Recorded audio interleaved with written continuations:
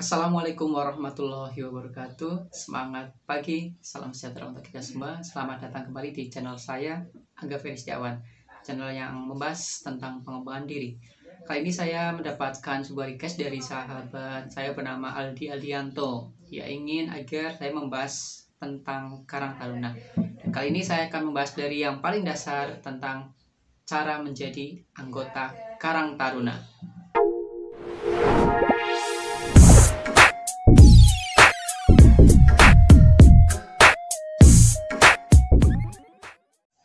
Ya, bicara Karang Taruna, ini adalah organisasi termasuk yang paling besar di Indonesia. Di organisasi Karang Taruna ini merupakan salah satu organisasi kepemudaan di Indonesia, di mana Karang Taruna ini sebuah wadah pengembangan bagi generasi muda yang tumbuh atas dasar kesadaran dan rasa tanggung jawab sosial dari, oleh, dan untuk masyarakat. Jadi ini cakupannya sampai ke wilayah terkecil di wilayah desa atau kelurahan. Fokus utama dari gerakan Karang Taruna adalah di bidang kesejahteraan sosial.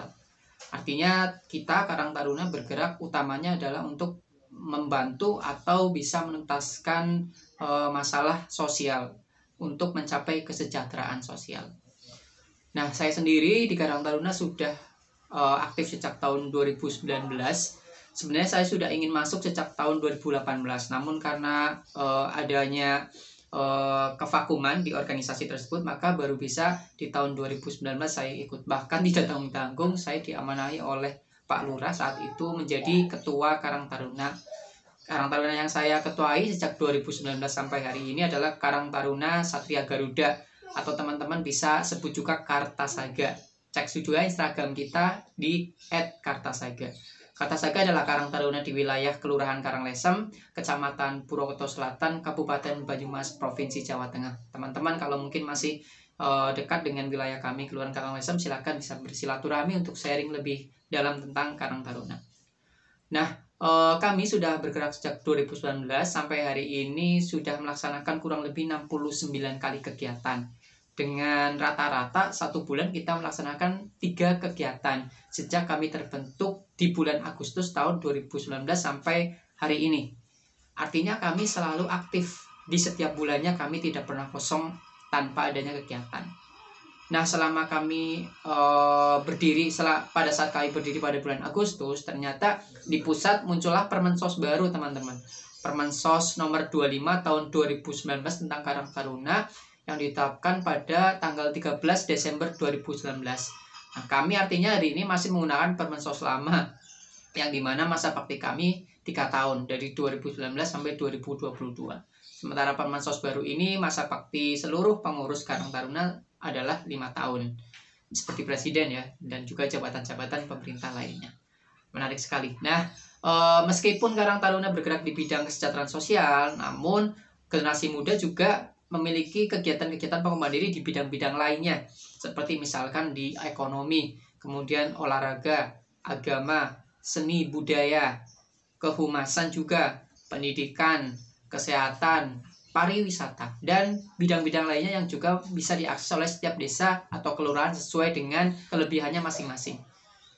Nah, jika teman-teman di desanya atau di kelurahannya melihat belum ada Karang Taruna, atau mungkin sudah ada Karang Taruna tapi belum hidup, belum aktif, maka silahkan cek video saya yang berjudul Cara Menghidupkan Karang Taruna.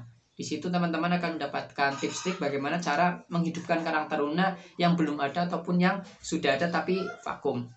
Nah, kali ini kita akan bahas tentang cara menjadi anggota Karang Taruna. Saya akan jelaskan singkat. Kalau anggota Karang Taruna itu terdiri dari 2 jenis, teman-teman. Yang pertama adalah anggota aktif, dan yang kedua adalah anggota pasif. Kalau anggota aktif ini memiliki usia dari 17 tahun sampai 45 tahun, di mana yang disebut anggota aktif ini adalah pengurus dari Karang Taruna itu sendiri. Sementara anggota pasif ini berusia 13 sampai 45 tahun. Nah, dalam hal ini saya akan bicara tentang cara menjadi anggota dalam tanda kurung anggota pasif. Kenapa? Karena yang namanya anggota aktif sudah pasti anggota pasif. Namun setiap anggota pasif belum tentu anggota aktif. Jadi kita akan bicara secara umum, nanti di lain sesi saya akan bahas tentang cara menjadi anggota aktif atau menjadi pengurus. Sebenarnya cara menjadi anggota pasif ya, dalam hal ini anggota sangat-sangat mudah. Cuma ada 2 caranya ya. Yang pertama, teman-teman harus menjadi warga negara Indonesia. Nah, coba dilihat KTP-nya apakah teman-teman WNI atau WNA. Kemudian yang kedua, teman-teman harus berusia 13 sampai 45 tahun. Nah, apakah usia teman-teman sudah mencapai itu atau belum? Nah, silakan dicek. Nah, yang menarik dari keanggotaan pasif ini bahwa dalam Permensos nomor 25 tahun 2019 tentang Karang Taruna, sebenarnya sistem keanggotaan kita ini adalah sistem keanggotaan yang menganut sistem stelsel pasif. Apa itu stelsel pasif? Yaitu di mana seluruh generasi muda yang berusia 13 sampai 45 tahun tadi otomatis menjadi anggota Karang Taruna atau warga Karang Taruna.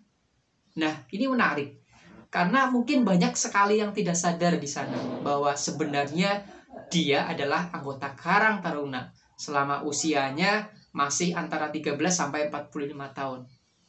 Kenapa? Karena ini mengandung sistem stelsel pasif dan ini berdasarkan peraturan Kementerian Sosial langsung dari pusat. Bukan kita sendiri pengurus Karang Taruna di wilayah desa yang menentukan.